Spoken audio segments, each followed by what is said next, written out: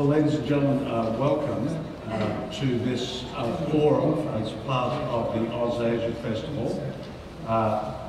The subject is how we create an Asia-capable Australia. And we are delighted to have some very distinguished panel members, people who, one way or another, have been involved very strongly in terms of Australian-Asian engagement. Now, in the program, their bios are set out in some detail, so I won't go through them.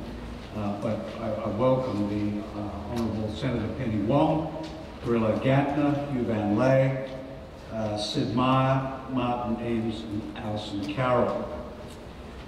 It's really lovely to have you here this evening with us. We really appreciate it that you're part of OzAsia Festival, and that we will have the opportunity to hear your opinions on this subject.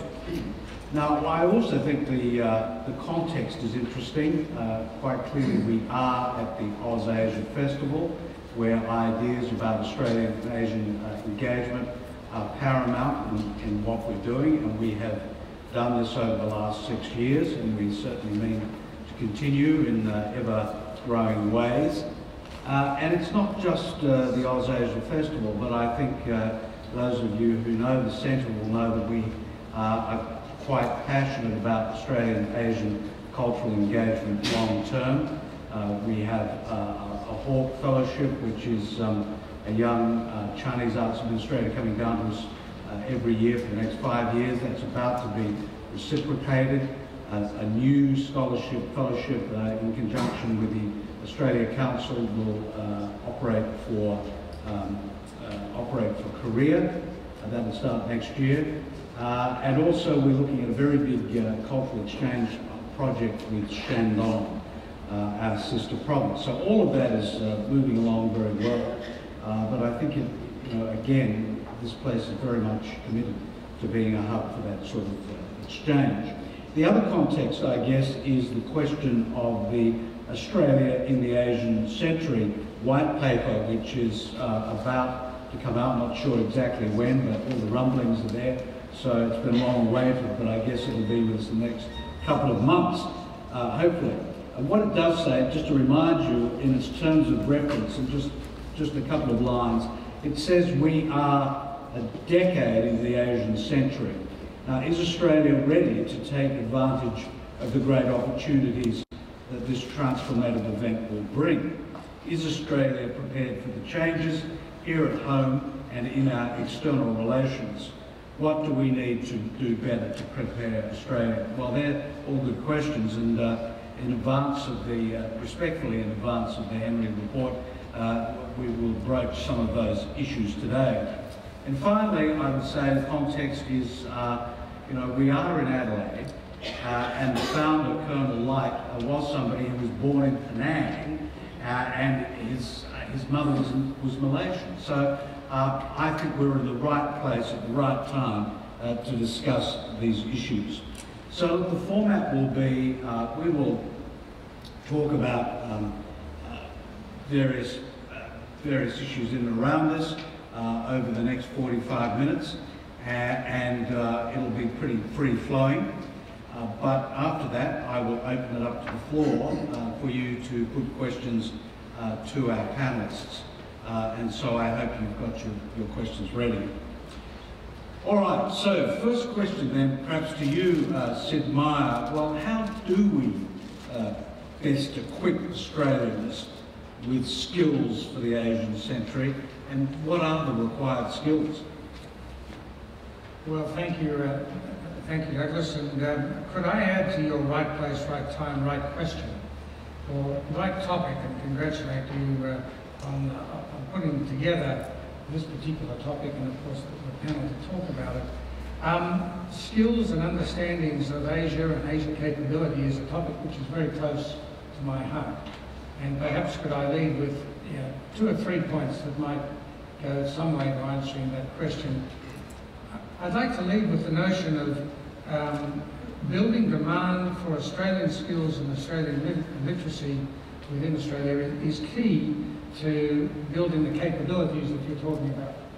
I'd like to suggest that over a long period of time there's been a focus more on the supply side of getting the teaching profession, building more teachers, better teachers, stronger teachers, more confident teachers, building curriculum.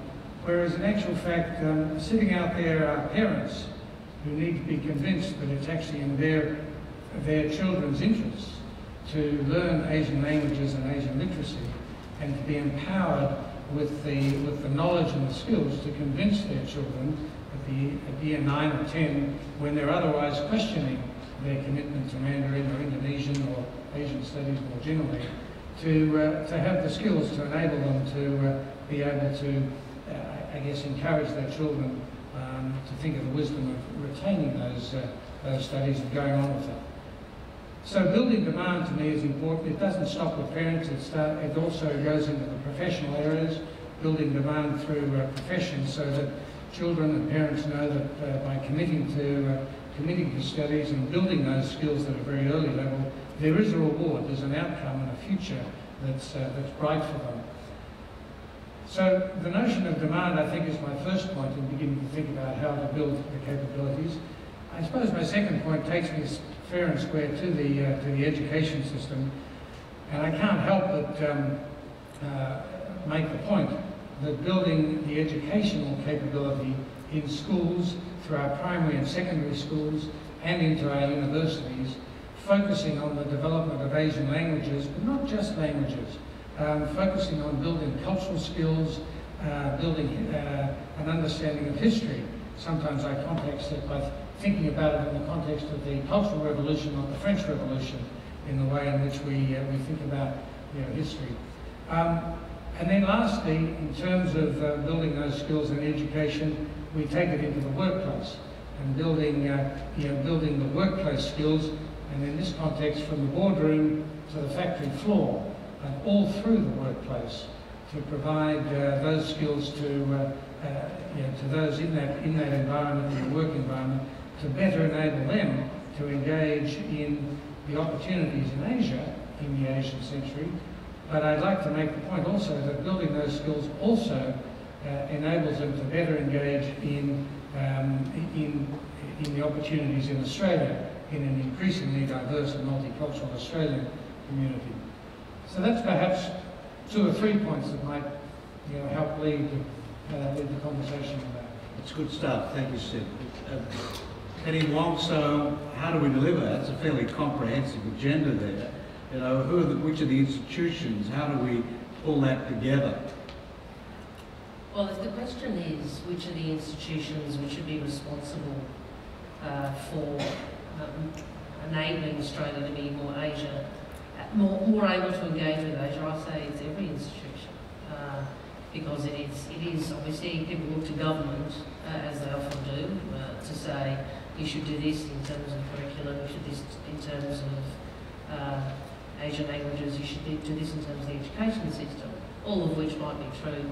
But I think it is also important that all our institutions and our businesses, as they are increasingly doing, recognise the opportunities and the challenges of the Asian century. So, but if I can sort of tangentially answer this as well, it seems to me the question is first, how do we, what do we need to do to engage with Asia better?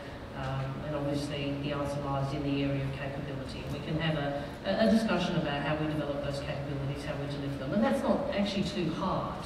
It might be hard in terms of actually implementing it, but it's a reasonably obvious public policy challenge. Then there's the second question: how do we compete within Asia? And that is a set of skills around the sort of economy and nation we want to be over the next 10, 20, 30 years. And I think education is key to that, lifting the standards of our education. If I might say right up front at the beginning of this panel, I think the hardest thing actually is how do we change our mindset? Because not only do we have to be more curious and more engaged, I actually think we also have to think differently about who we are and our place in the world. Not only our history, but also not only our future, but also our history. So what does that involve? That's a very good question, I think, and I think that is much more difficult a policy question, because it actually goes to how we perceive ourselves, and it goes to a very long history. Let's be upfront in Australia, where we've had an uncomfortable relationship with Asia. My parents married when the White Australian policy was still in place. That, you know, it was a very remarked upon relationship in that time. Would not be so remarked upon today, but it is not. You don't have to look very far in this country to recall that we have had an uncomfortable relationship with our region in many ways. We've also had a lot of very strong aspects of our relationship with our region. So I think we do need to think through, well, what is it we can do as a community, what can business leaders do, political leaders, cultural leaders, to engender a recognition of what, not only of opportunity, but also that this is not a change to be feared. Well, Martyn, you might jump in here in terms of business. There are a number of views here.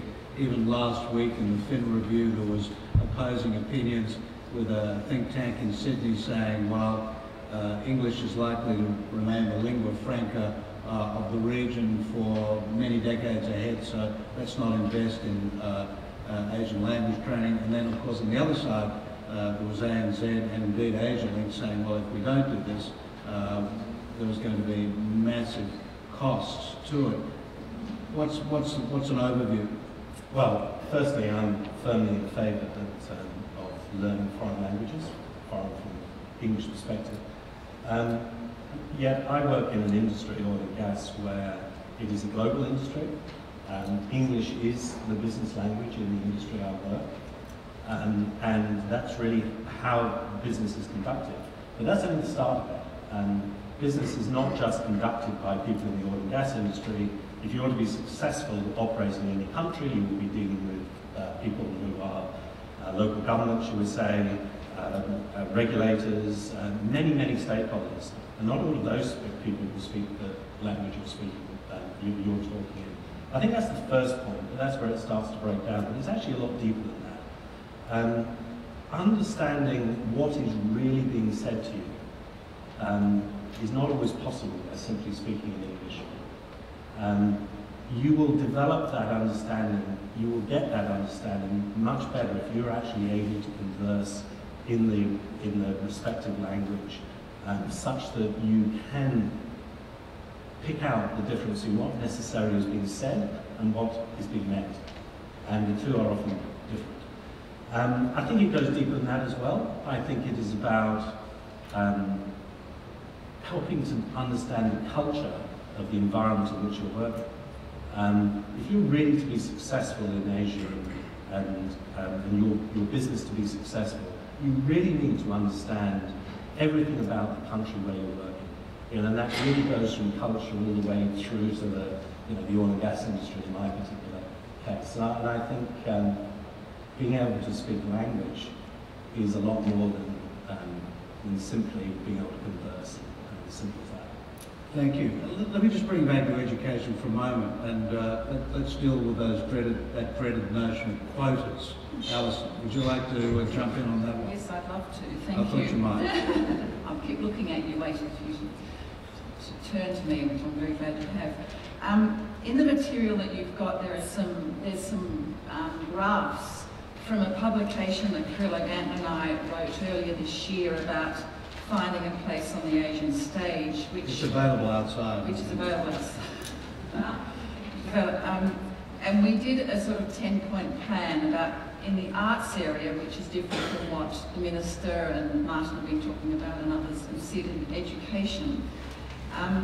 One of the things that I think is really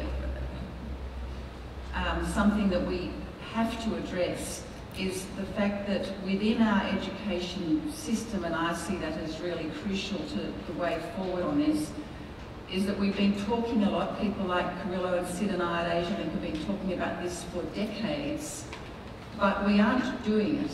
And how do you do it? The issue to me is it has to be quotas. Quotas is an emotive word. People don't like it. I'm throwing it out there. If people have got responses to it, I'd really be interested to hear that.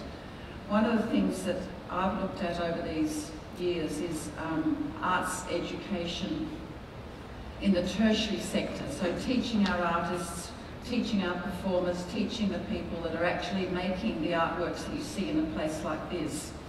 Do you know, in Australia today, and it's been the case for 20 years, there is not one core subject of Asian culture across the country. I've asked people this, I've said, tell me what you're doing that's a core subject. People do trips to Asia, they have visiting lecturers, there's this sort of stuff that I see as around the edge. But there is nothing core, and the only way that I can see to make that happen is to say to people, you have to include it. And we came up with a figure of 20% of your core material has to be about Asian culture. Now that means 80% is for the rest. And that's where that's where I've got to in terms of saying, if we just keep talking about it, we're just going to keep talking about it. And to make the education authorities do it. Thank you, Hieu.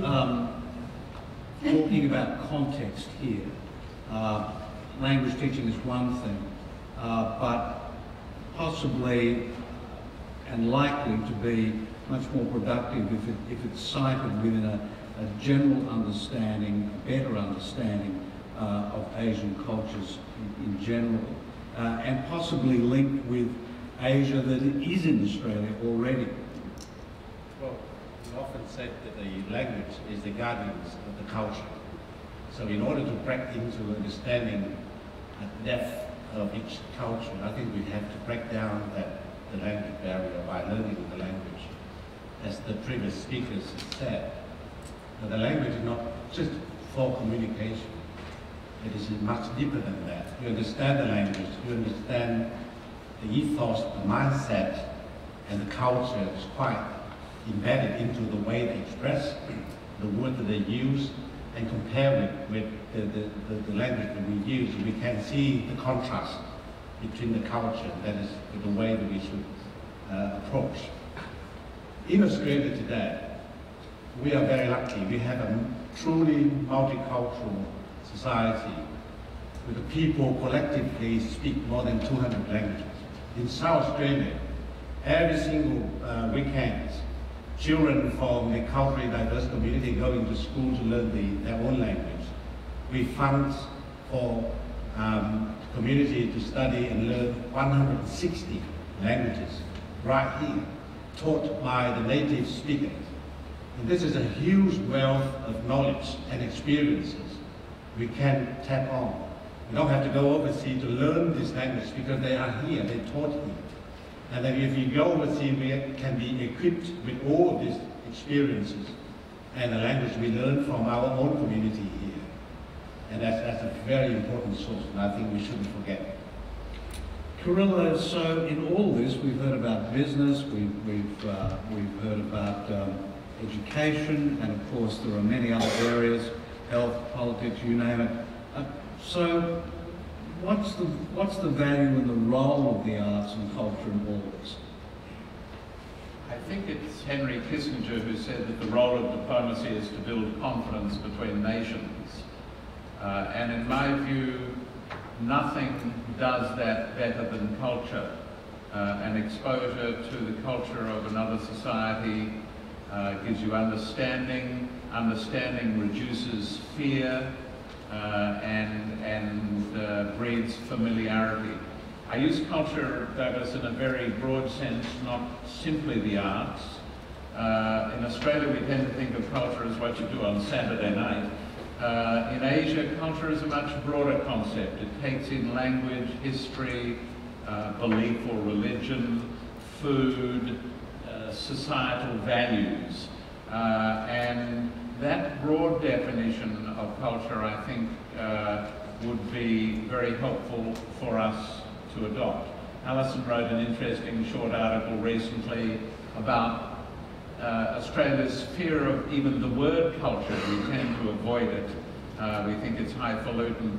But if you looked at the London Olympic opening and closing ceremonies, if you saw that on television, what was that about? That was about British culture.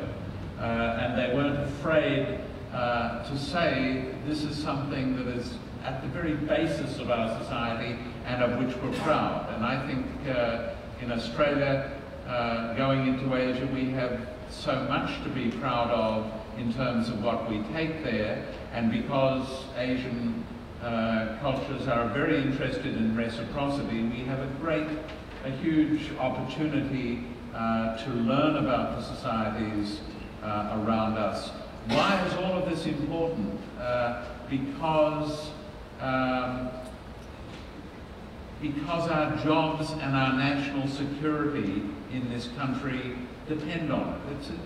It's a very simple issue, and I think it's the job of all of us, from politicians to school teachers and anyone else, to explain that this is really important stuff. You said that Australia has a lot to offer to Asia. We should be more confident of cultural matters. Is it time for an international cultural agency along the lines of Confucius Institute? Or one of the recommendations in our book is, and it's probably the most important one, is that the delivery of Australian culture abroad, and again culture in a broad sense, should be coordinated by one agency. If you work in the arts now and you want to tour your company or even go as an individual artist to Asia, you're probably going to be applying to 6 or 8 different bodies for support. In every other area of life, we want to work strategically, we want to maximize the limited resources we have. We don't do it in culture, and we should. And many other civilized countries have such agencies, and they work very effectively. The Germans with the Goethe Institute, the Japan Foundation, the Korea Foundation, the Alliance Française. There's many very good models that we could learn from. And when you say this to government, they tend to get a bit scared because they think that inevitably is an ask for new money. It is not. If you put all the money that exists in the various pots together in one pot, the Australia Council's international funding, DFAT's, Department of Foreign Affairs and Trade, cultural programs, the International Cultural Council, the money that goes to culture out of the various bilateral councils. If you put them all into one pot as a start, yes, new money would be good in the future, but we would expend the resources that we have in a much more coherent and strategic and effective way in building Australia's positive reputation and image in the world by putting them together in one new agency. Minister? Well, to be fair to Alison, they did warn me that I'd be put on the spot over this. It's an interesting suggestion, and when you said Alliance Française, I thought that that's actually quite a good reference point, because that's been a very powerful mechanism by which the French have, I suppose, extended their cultural engagement around the world. So we'll certainly have prepared to have a look at it. I suspect that some of the people who you said you would take funding off might have a different view, but generally it's the problem I find. That once everyone thinks it's a good idea, but that if you say, well, we're going to transfer your funding to this other group, the main critics of the idea have been the Australia Council. And why? Because it's their money. Well, it's our money actually. Yes, it's not their money. From their perspective, I'm sure. It's in their pot, but they've handled it very ineffectively. At the moment, about 15% of our of the Australia Council's international funding goes to Asia, and 85% goes to North America and Western Europe. Is that in Australia's national interest? Does that accord with our national priorities? I don't think so. Let's talk about Australia to Asia and Asia to Australia from another perspective, and the media. How important is the media? Which media? I think we look in our own country and see a lot of ethnic communities, language-based, whether it's in newspapers or even television for that matter, tends to be ghettoised. It's not in the mainstream media, and so therefore a lot of the things we're talking about are not imagined in the mainstream media. Hieu, do you want to jump in on that one? Well, my observation of the mainstream media in Australia, even today, is that somehow they're targeting the Anglo-Celtic population audience much more than someone from another culture and speak another language. very little, in fact, that refer to the culturally diverse communities.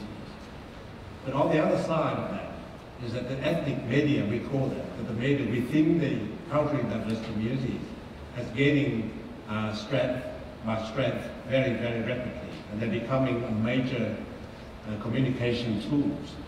And also in terms of the aging of community, as you know, that when a migrants getting older, they tend to go back to their native language. Dementia and Alzheimer maybe is the obstacle for them to understand and speak English. So they rely heavily on the ethnic media. I can see that the media is an important and very effective tool in that we can promote our cultures, way of life, and Australia generally to our neighbouring countries. I visited Ho Chi Minh City a few years ago, and we visited a gifted school which is the top of the top students of the year 12.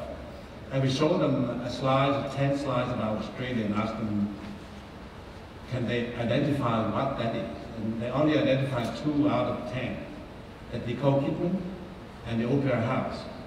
And they said to us, one thing that one story they love so much about Australia, and they understand a lot more about Australia, is the film called The Thornbird of Carroll. That's so powerful that everybody talk about that. And yet, you know, there's many other ways that we try to have a diplomacy and relationship, not simply go to the grassroots of the people that we try to educate and to train them and to promote them. Alison, yeah. I want to take this just back to the arts quickly and just take you to these graphs which you've got on your sheet that was given out. And one of the things that's fascinating to me, this is Australia Council funding, and one of the great things about Australia is that these are from annual reports, they're open and it's available, and I believe them. You know, it's not sort of fudged around. But one of the things that is very obvious in the second graph, if you look at it, and you look at Vietnam, which you're talking about Ho Chi Minh City, there's almost no funding for Vietnam over the last 15 years that has been spent by the Australia Council. I know you were talking about the media, but just in terms of cultural engagement, and I mean, there's sort of a fuzzy line there somewhere. The reason for this is that the Australia Council has a model that works in Europe. It's a model that works with a market-driven ideal, that you are going to send something to a place, some Australian product to a place that is going to get, you're going to be able to sell tickets in an organisation that looks a bit like the Adelaide Festival Centre. This is something that doesn't work in almost all of Asia. So therefore it's a model that is going to exclude Asia.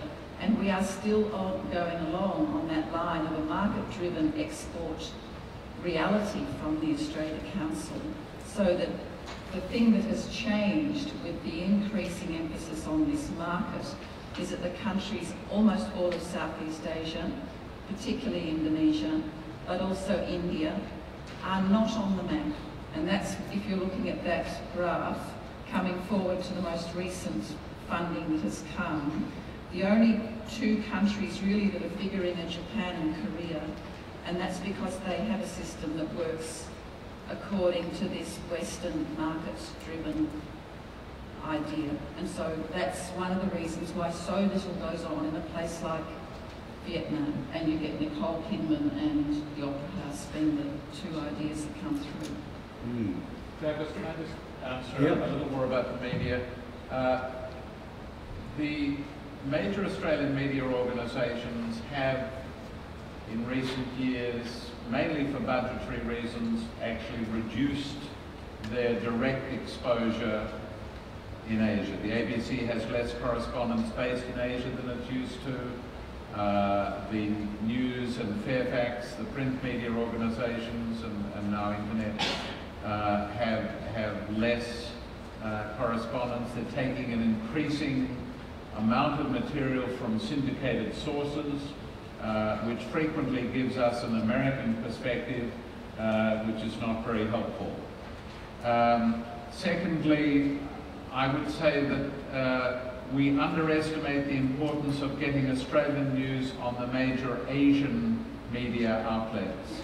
like China Central Television, like NHK in Japan, like Vietnam Television, and the opportunity for Australia to use those media from the other countries we haven't utilised. I don't worry if the Vietnamese or anyone else in Asia loves Nicole Kidman and thinks of her as Australian. I'm delighted, because popular culture is in fact very important.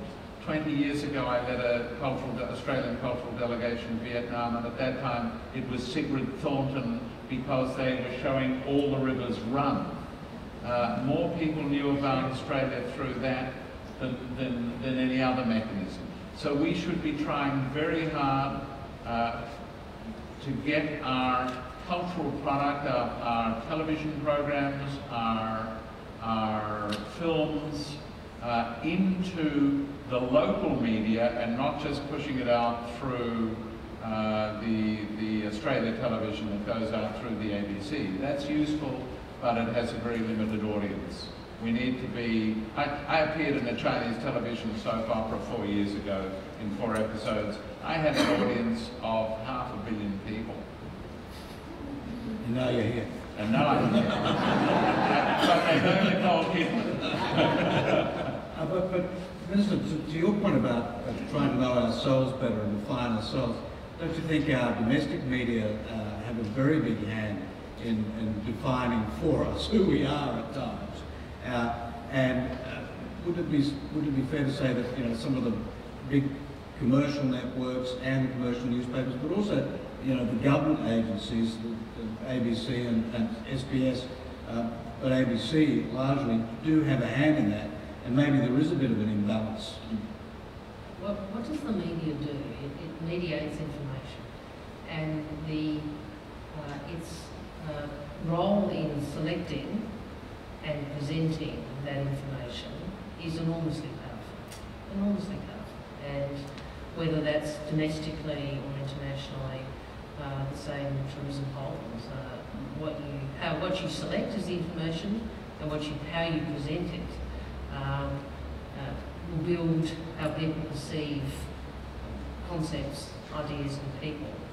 And coming back in this context to what I said earlier about how we perceive ourselves, how we see ourselves and how we see our relationship with Asia, I think from all of those vantage points we have some way to go in terms of in our domestic presentation to ourselves that we see, whether we read the papers, whether we look to mainstream television, films or even the news articles.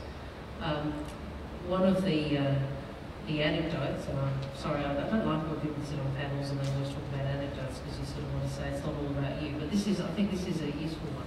One of the things that really struck me is my father, who was a Colombo Plan Scholar for Australia, so a very well-educated man, studied here in Adelaide.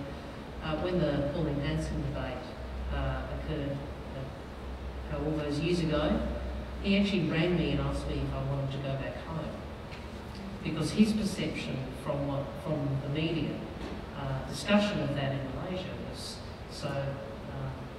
so strong and so difficult.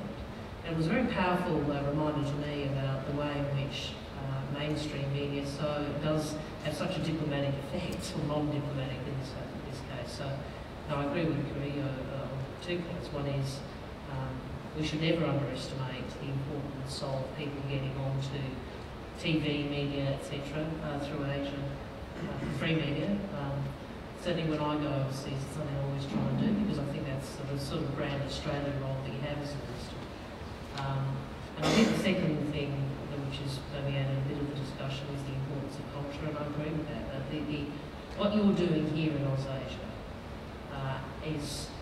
and cultural engagement through a whole range of people-to-people contacts is, you can't sort of score it, you can't mark it, it's not quantitative, but it's so qualitatively important to who we are and how we think about ourselves, and also our curiosity and capacity to engage with our region.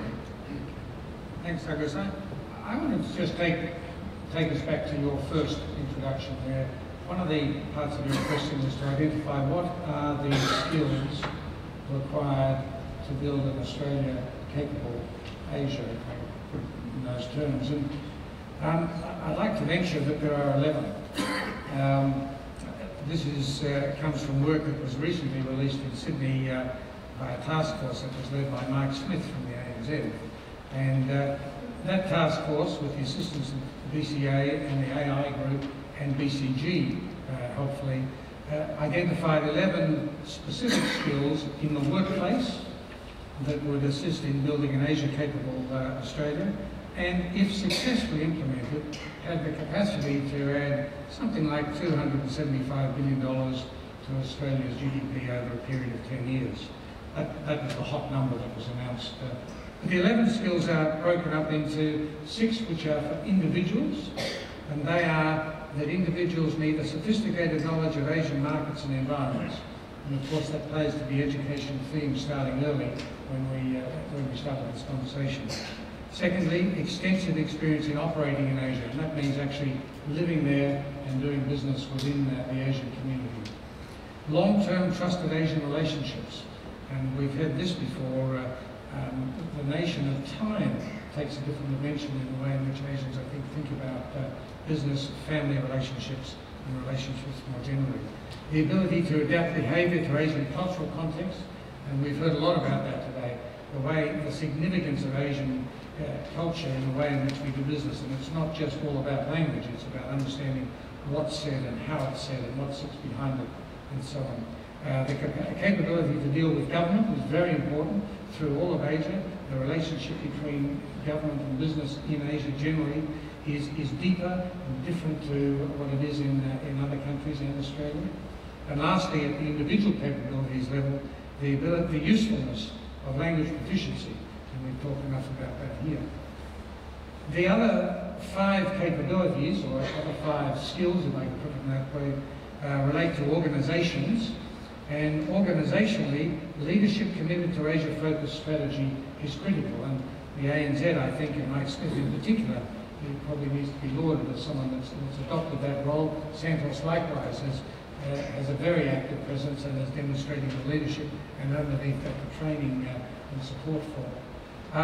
Other organisational skills, customised Asian talent management, that is being able to work with the talent that's within one's organisation that is Asian, and be able to integrate that into a non-Asian workforce as well as the non-Asian workforce into Asia. So it's a two-way thing. Customised offering and value proposition based on customer insights. That's the ability to think deeply about the brand or your service operating, your service or whatever you're bringing to the marketplace in the region. Tailored organisational design and tendency to local autonomy. This is important. The old days of sending expats to represent you in Asia in a business sense have changed probably forever. The degree of skill, of training, the education that's available in the workplace in Asia to work with your businesses in Asia is now very substantial. And the last skill, if you like, is supportive processes to share Asian learnings. And here, it doesn't come naturally always for business to share its both successes and failures in dealing within Asian markets or within any markets.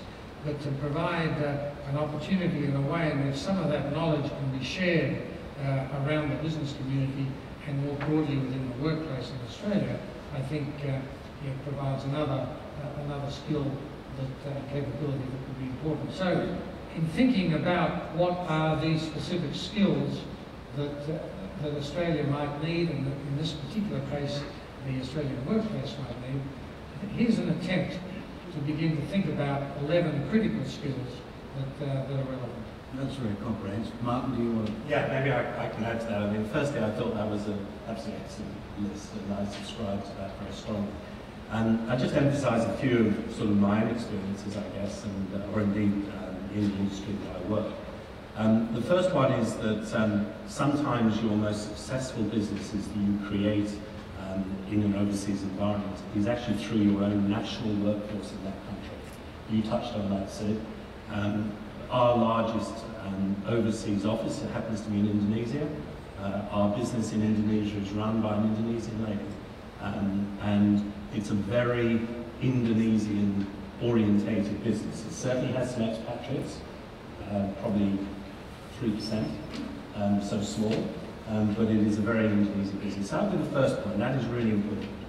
The second one is, when it comes to expatriates, there's probably no substitute for experience. As I said before, the oil and gas industry is a global industry. There are many people in the industry who've had lots of experience working in different countries. And with that comes some of the skills that you need to take into both Asia and indeed around the world. This is actually not a unique issue that's there in Asia. And so that plays an important part. But you don't always get that. Everyone has to start somewhere. And certainly what we do in Santos is before anybody goes on an overseas posting, one of the first things we will do is actually give the individual a self-assessment, which will actually try and assess their own skills as to what they actually need to develop to be successful in that environment.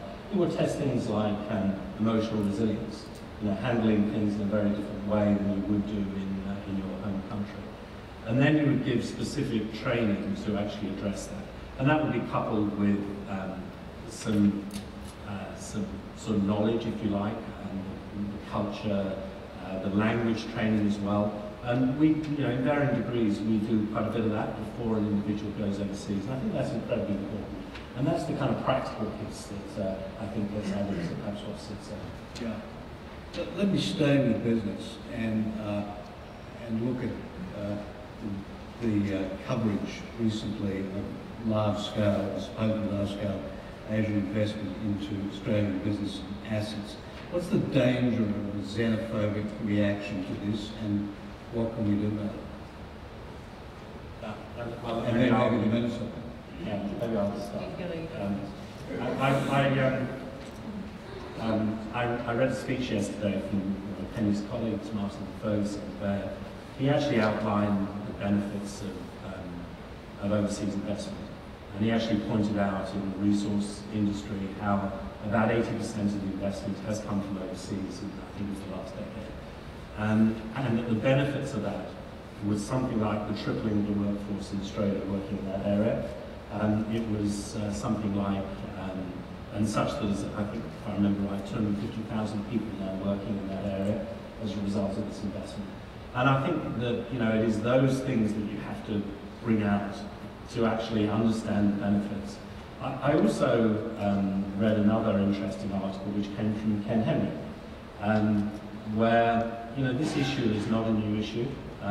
If you go back 100 years, there were concerns about European investment in Australia. If you go back to the 70s and 80s, it was concern about investment from the United States.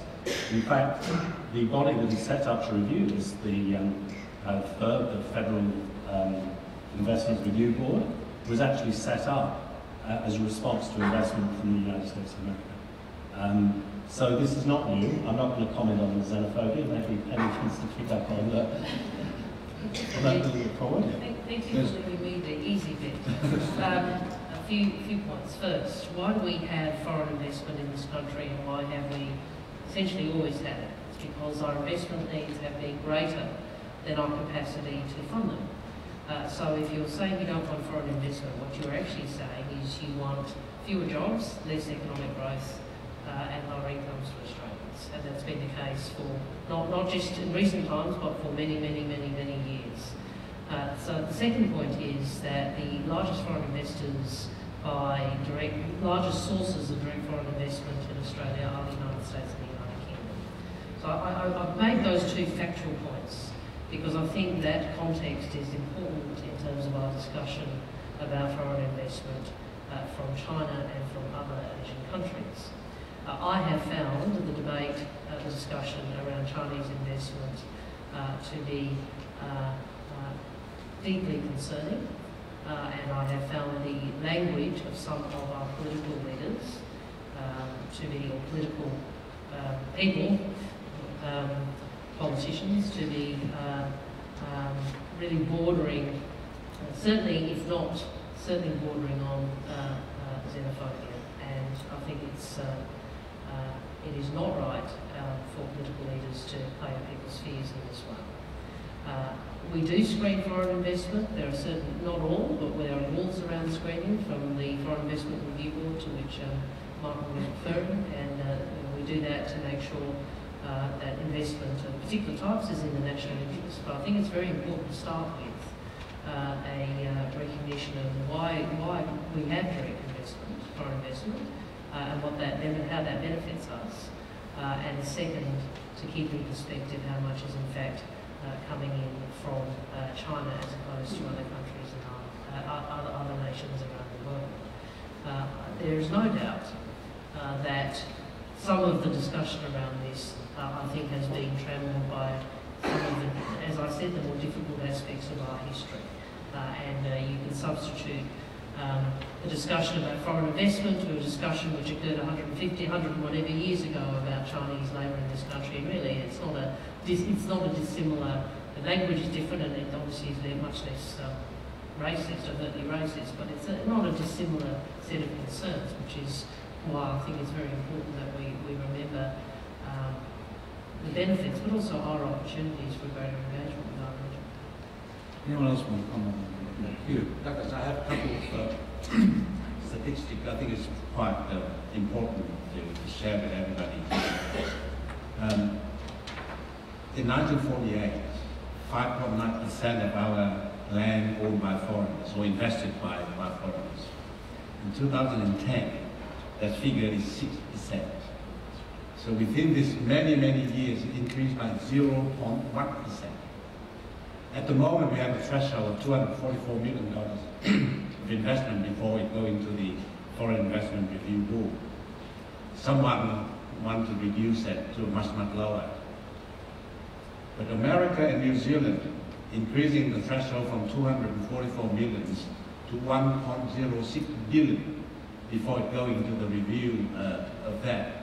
So the reality is, if you make it so hard, there are many other ways that the Chinese investment can put their money into. So this is, I think, it's quite interesting. Mr. Carrillo? I was just going to say, let's not avoid the word racism. There is a strong current of racism in Australia, from the very overt and nasty kind to a sort of benign, ignorant kind. I'll give you an example of the latter, because it's, my wife is Chinese. When she takes the dogs for a walk in the botanical gardens in Melbourne one day, a sweet little old lady said to her, didn't know quite how to address her or what she was going to speak, so she said to her, "Excuse me, do your dogs speak English?" And the language, I think, that Penny said in gentle political terms, that is anti-Chinese now and anti-Chinese investment, is tinged, in my view, with a strong degree of racism. The same language was used against the Japanese in the 70s and 80s when they were investing here, and I think we all have a responsibility to address that. Anybody else? Can I just say something on that, which is one of the things that I've been very concerned about, what I said before about education and the fact that there's no information being taught in our arts tertiary sector about Asia. That really concerns me. But it's also the issue that, Hieu, I think that you will always talk about. It's about familiarity, which is a broader concept than information. It's about, do you want to pick up on that? Because I've heard you speak on this before. Well, I thought we're living in the region where 60% of the population is our place here. And altogether, the gross national products together is only 26% of the whole world. We are the rapidly increasing and growing region than any other part of the world. And on average, about 8.25% a year growth in the whole of this region. It will be silly if we don't open ourselves. I believe Asia is not a foreign place. It's not starting from 500 miles from Darwin. It's right here. It's right here that we are sitting here. Our friends, our neighbors, our people, our citizens, the people who run this state and the people who run this country are all here. Our food is all there. So we need to feel, to think that this is Asia. It's not in a foreign country that we have to learn and all that. We have to do it right here in our home. The familiarity is what we need to get used to. It's not about to learn it, but it is right here and we're part of it. We are really part of it. That's my point. I think that's really important. So in closing, let me bring this back to the Ken Henry report and optimistically, what might we expect it to achieve, I guess is the first thing, and then crucially, how will that policy thinking be implemented? So I might leave the implementation part to you, Minister, if that's all right, of course. But perhaps, Sid, would you, what optimistically do you think it might achieve? Well, thank you for that. Listen, this is a hugely important piece of work that's being undertaken, and I hope that optimistically it will have the same impact on Australia in positioning us for another leap forward, if you like, in the way in which we engage and build and work in the region that the Roscano report had when it was first released, Australia and North Asian Ascendancy. Because that report and Roscano's recommendations from that had a very substantial catalytic impact on the way in which Australia then pursued its agenda and pursued its opportunities in the region. So I'm hugely optimistic that the work that Ken Henry is doing, Asia and Australia in the Asian century, will set up the thinking, will set up the debate, will set up perhaps a series of specific recommendations that will allow us to take the next leap forward as such. So I'm very optimistic for it. I'm also optimistic for hopefully a sustained, intelligent, fact-based debate once it's released that allows us as a community to engage sensibly with the recommendations and with the outworkings of the white paper. Carrillo, do you think culture is going to get a look in all this? My understanding is that culture in the broad people-to-people dimension is going to get a good look in to the Henry Review. I certainly hope so. I think it will stimulate community debate and an awareness of the issue. I think that's important. The environmentalists use the term think globally, act locally, and I think it's not just up to Mr. Henry and his team, it's up to each of us individually to think how we can engage with this area, whether it's through the schools where our children go and the integration of them and in their curricula, which was talked about, whether it's in our professional associations in the theatre or dentistry or plumbing, that we are engaged with our regional counterparts at every potential point of intersection. Whether I encourage my children to go and work overseas in Asia if they want to, but anywhere, to actually get the experience of working in different societies that think differently, whose language carries different cultures, cultural impact with it, and to see this Asian century not as a threat, which was the traditional Australian perspective of the yellow peril sort of sweeping down from the north, but rather as just an absolutely wonderful opportunity for this country to be engaged with the most dynamic region in the world. Yes, there's one other thing that I'm hopeful for, and that is I hope that the report and the recommendations provide Australia with an opportunity to commence a new conversation in Asia. We've got a real opportunity with the outworkings of this white paper to re-engage, perhaps in a slightly different way to the way in which we've engaged, with a new story, with new opportunity and perhaps new commitment that that will help us more broadly within the region. And I'm hopeful that there'll be an opportunity to, I'll use the word market the report in Asia. I don't mean market the report, but to use the report as a way of rebuilding and re-engaging and reconversing within the community. Anybody else before we ask the Minister to comment? Yes, I've got Yes, one. yes. Which is that I'm the sort of, I'm trying not to be the difficult person here. I don't want to... Well, here I am.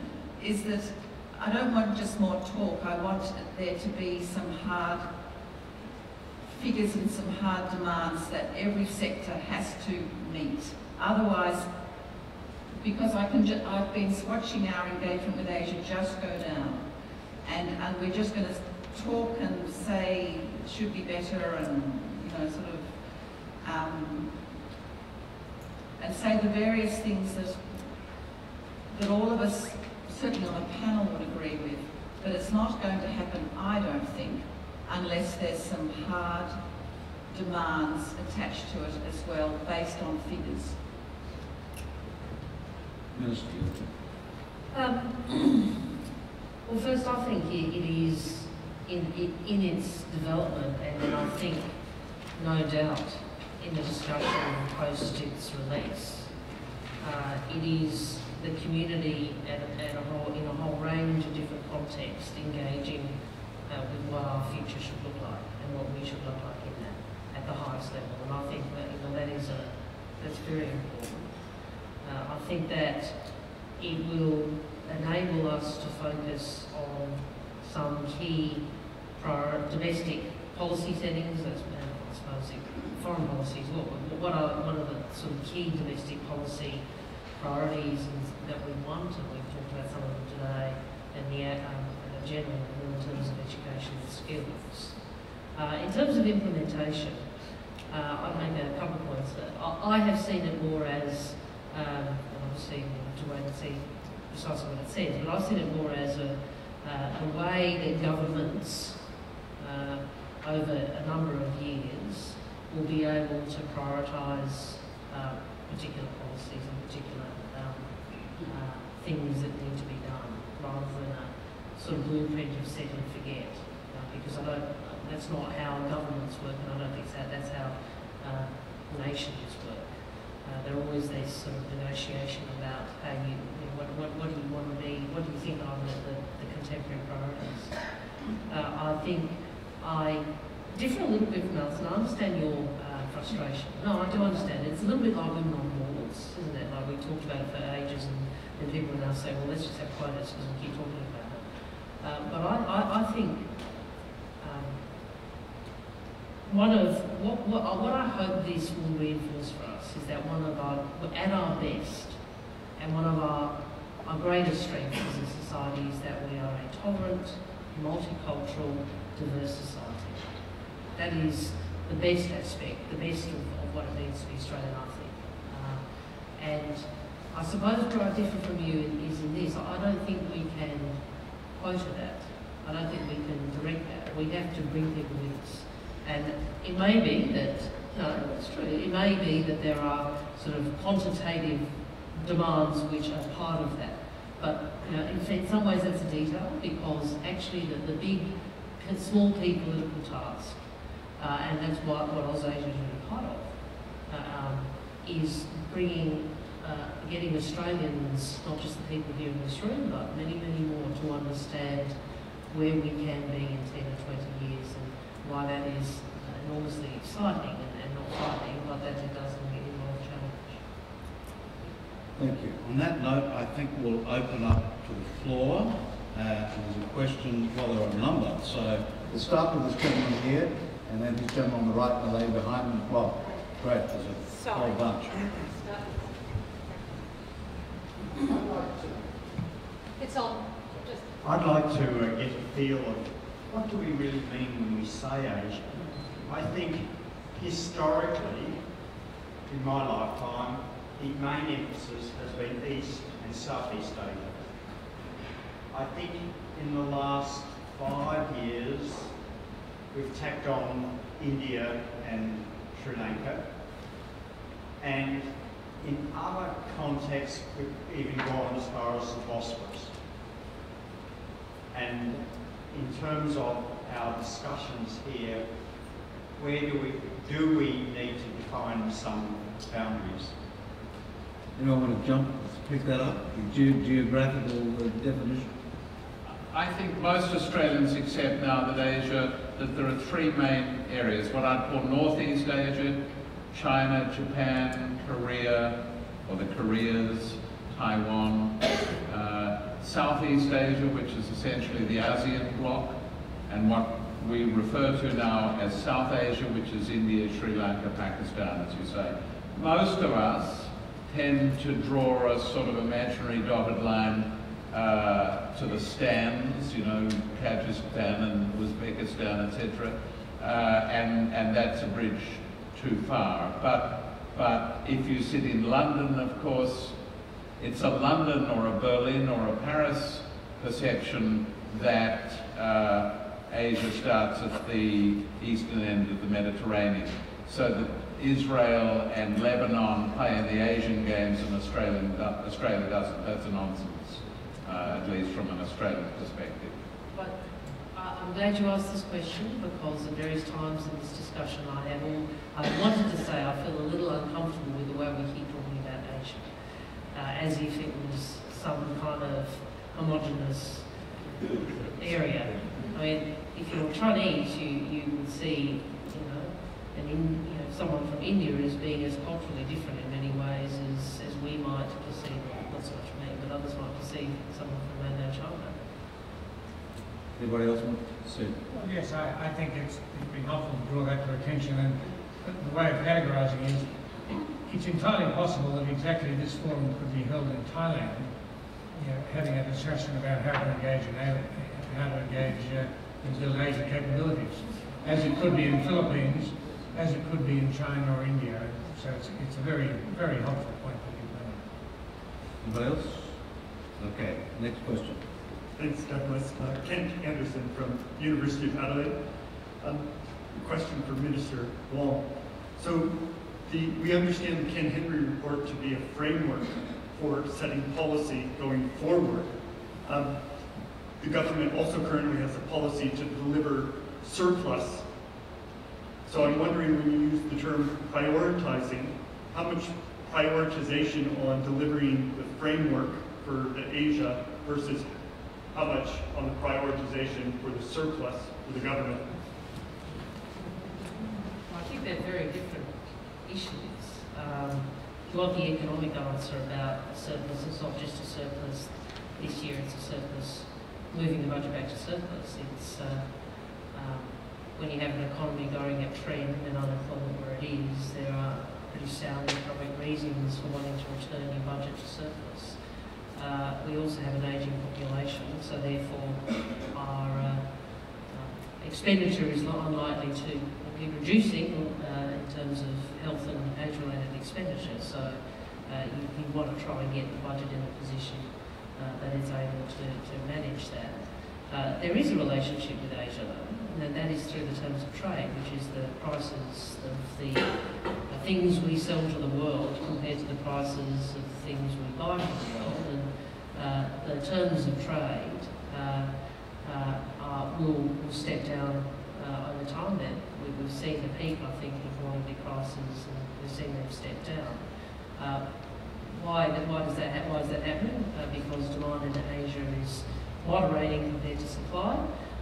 So that big economic context is a pretty important factor in terms of the domestic fiscal policy.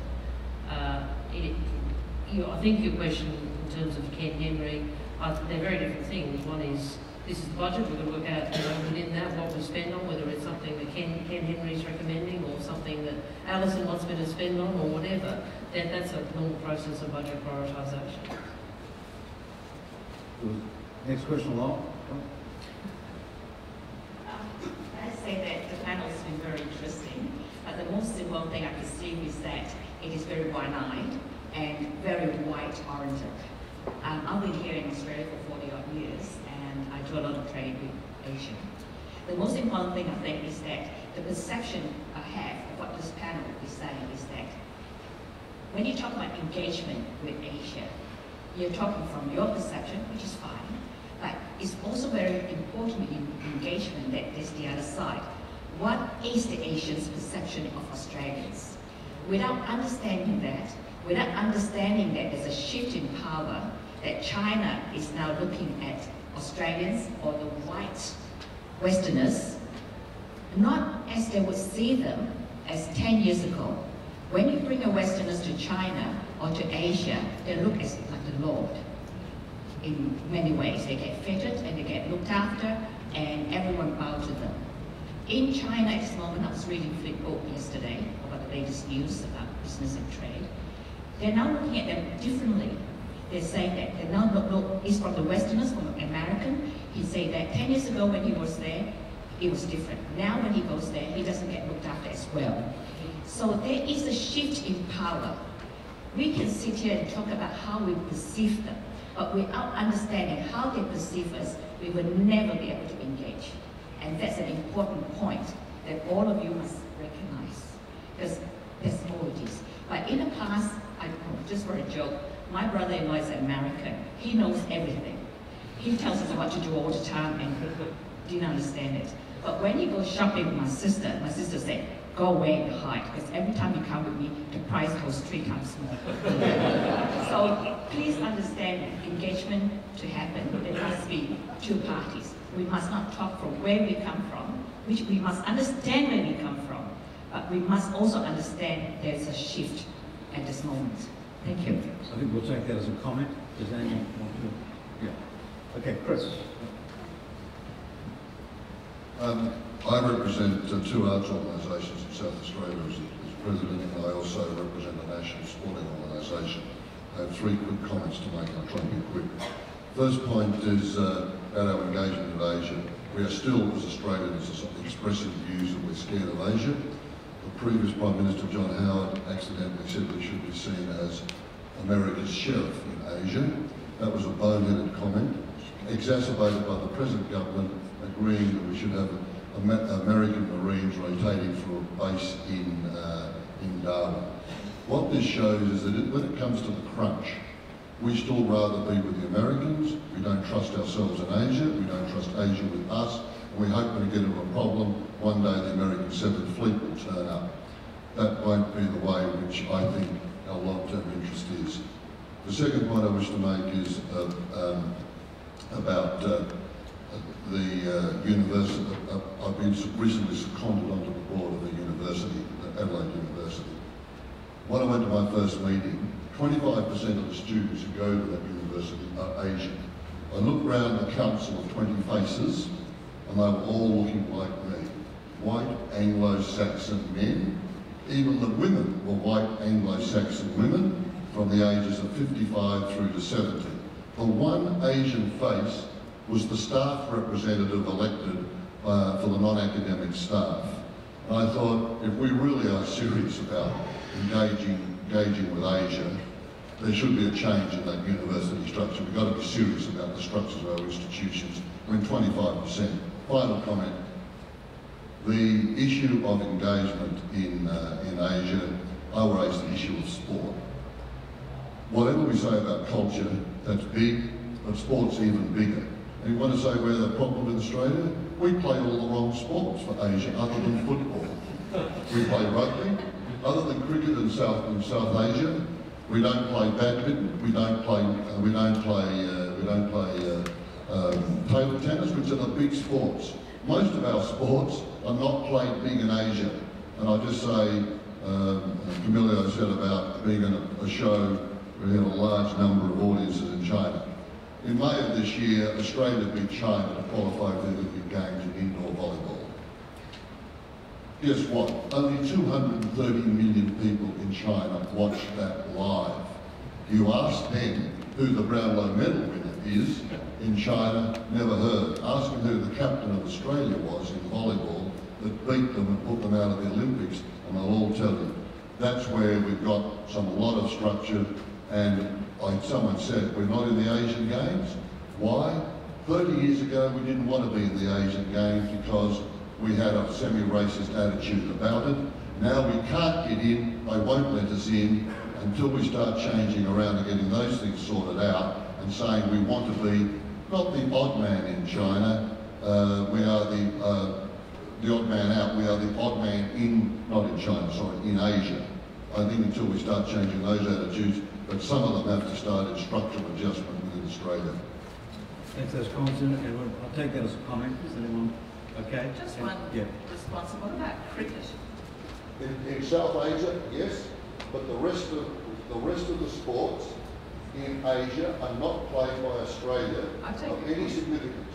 Yep. The cricket's big, but only in India and the subcontinent. Only a billion people. Do you want to come back? Yeah, I actually want to speak about one issue, which was the representation on the University Council.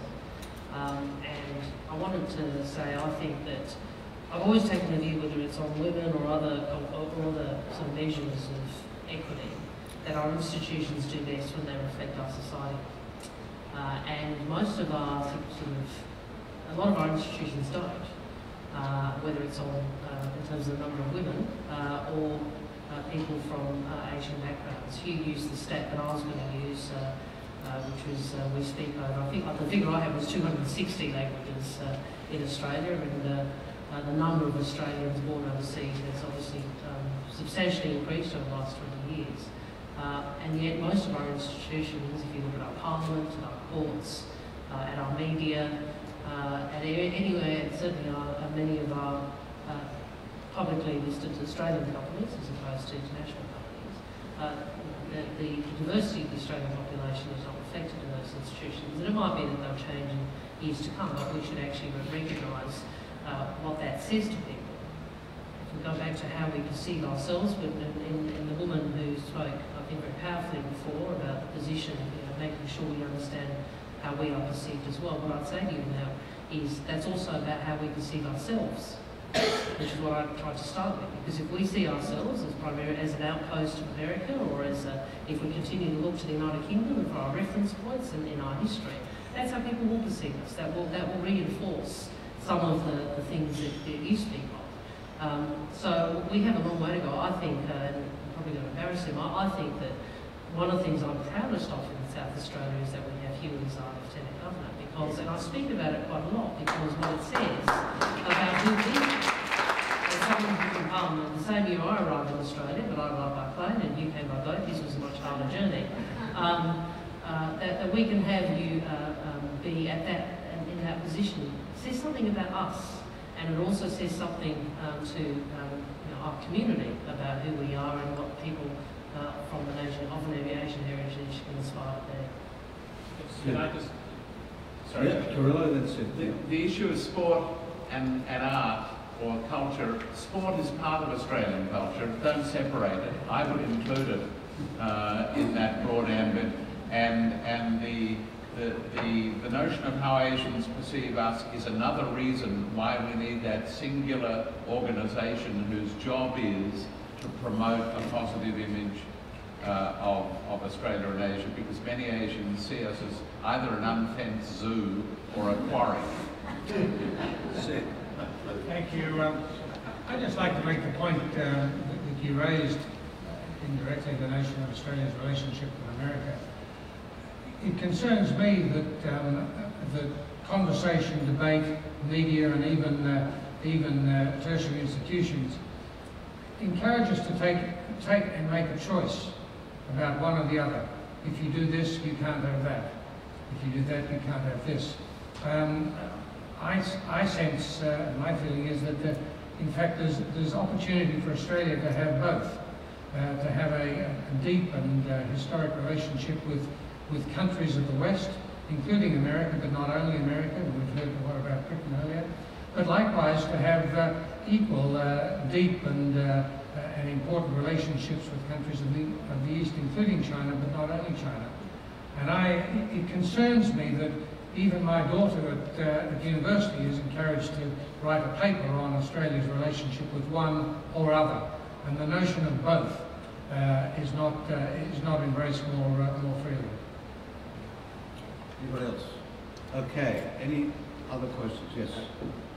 Thanks, Douglas, for bringing the forum up. My question is slightly different to what we discussed before. It's good to have, business leaders, government leaders, and current leaders here talking about how we're going to change from a big picture coming down.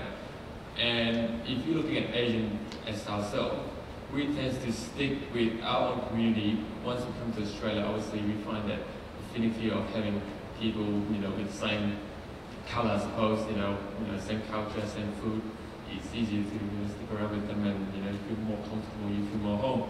But the thing is, how do we actually turn that around and actually get society, the community to actually involve and actually impact business leaders to actually take action? I mean, it's good to actually have that support on top to give us, that I'll probably say empower us for normal people like us to actually bring that out to really, show, how we can change and actually have maybe an outreach program to support, community or society or, nationality groups to really communicate and obviously to actually enlarge the main seed that the government have put into us or whoever put into us to really spread and get Australians involved. Not just from the top, but also from the community side, like Facebook and Twitter, and all gone viral because of community involvement, the society involvement, and and I think we should look at that way instead of just putting all the pressure on the leaders to actually implement the change. Like what Carrillo said, is we as individuals have to do it, but we need help from the top to actually empower us to actually do that upwards. And what comments have you got to say? Hieu, do you want to pick the one? Well, one of the things, thank you for the question. One of the accents of multiculturalism is not about promoting someone to stick to their own community and their own cultural heritage. It's not about that. We encourage people to maintain, to celebrate, but we also encourage people to open it up and share with everybody else. That's why multiculturalism enriches everybody. It's not just a certain community. Now, sure, government will provide leadership, and I think here in South Australia we have a history of pioneering in a lot of social policies, from the Don Dunstan down until now. It's very strong on that. But the leadership is always there, but we still working with the community day in, day out, communicating with them day in, day out, encouraging them, and we use the word empowering. We try that. We're providing financial support, providing advices, and providing the environment. OzAsia is one of the typical shining example of that. Now, 10 years ago, even myself, I found this festival is quite foreign to me. I didn't feel that I belonged to this beautifully, wonderful center of arts and cultures. But today, thousands and thousands of members of communities, the culturally diverse community, coming here and feel that this is indeed a part of our community. It takes time, and no doubt the people who are coming here for different reasons, under different circumstances, will stick together for the first few years, because they need support. We need a lot of assistance from each other and all of that. But gradually, I have to say that multiculturalism in South Australia works absolutely well. 90% of the people we survey consecutively for 3 years believe that multiculturalism makes a huge positive impact in their life and in our community. So the Office of Multicultural Ethics and Fair Commission is just doing that. We're always open, and if anything that we can help you with, please contact us. Thank you. Okay, there's one here and one there, and I think we'll wrap up. So we'll take the back first, and then the one over there on the right-hand side. Thank you. Hi, I'm in year 11 and I'm currently studying Mandarin. I plan to continue. To become truly proficient in Mandarin, spending time in China is quite vital. In order to encourage someone like me to make this investment, an internship program with a business working with China would be very helpful. Does Santos have any such programs or plans to implement them?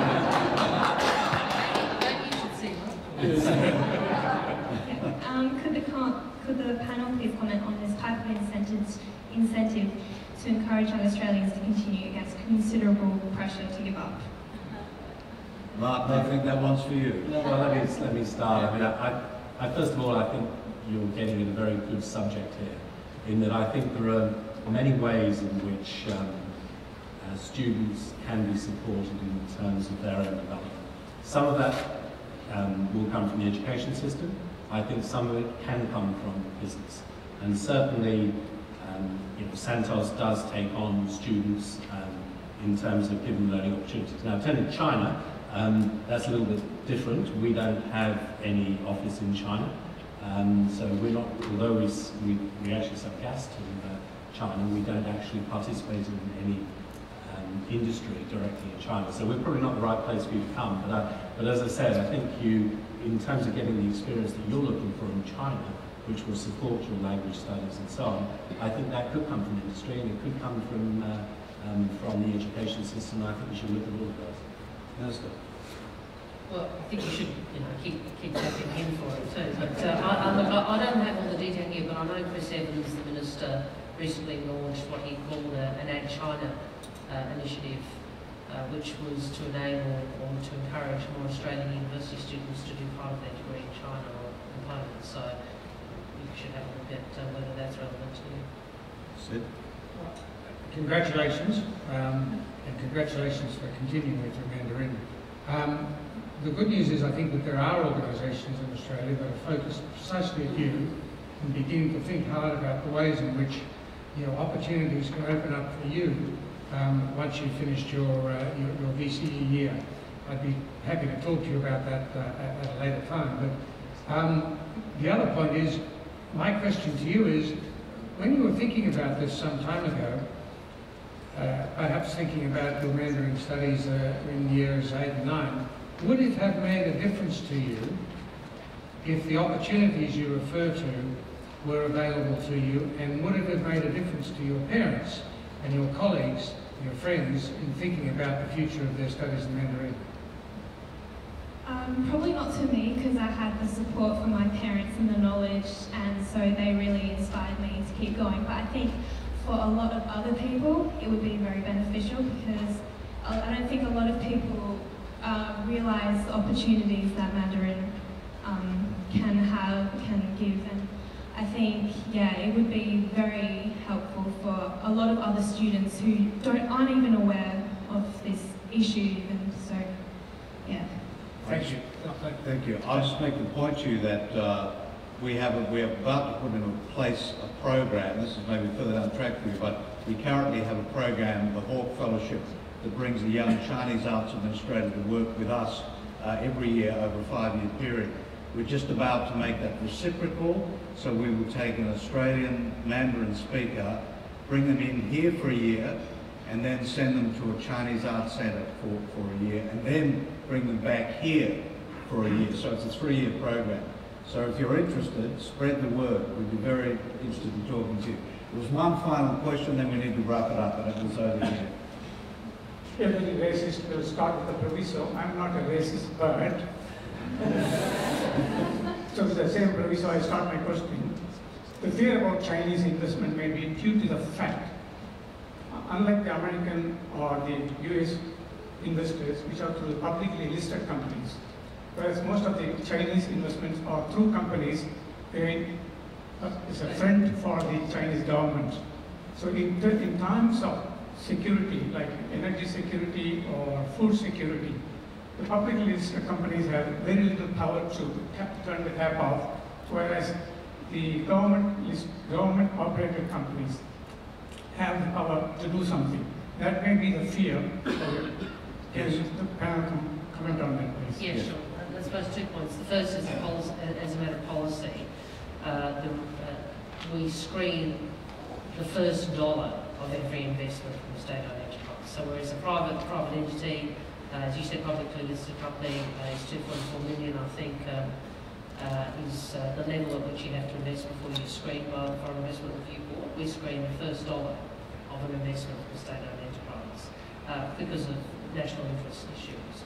But I think the point I would make is I I wish that that was actually the policy issue that was driving people's concerns, but I suspect that there are a whole range of other issues which we've discussed in the panel, which also are driving some of the public concerns.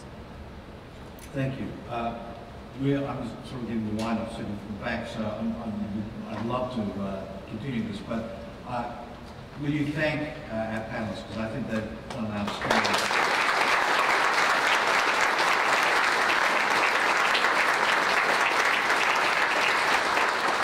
I want to thank you for coming, and I see many people in the audience who've been great supporters of this festival and this idea over many years.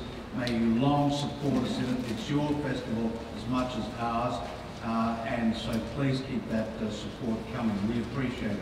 And I do recommend this little number because actually it deals with a lot of the issues that we've been talking about tonight, but particularly in cultural areas, but culture from a very broad perspective. So do take a read. It's really worth your time. Thanks for coming this evening. We hope to see you at a lot more OzAsia events over the next 3 or 4 days, and then of course above and beyond that. So thanks again for coming. Thank you.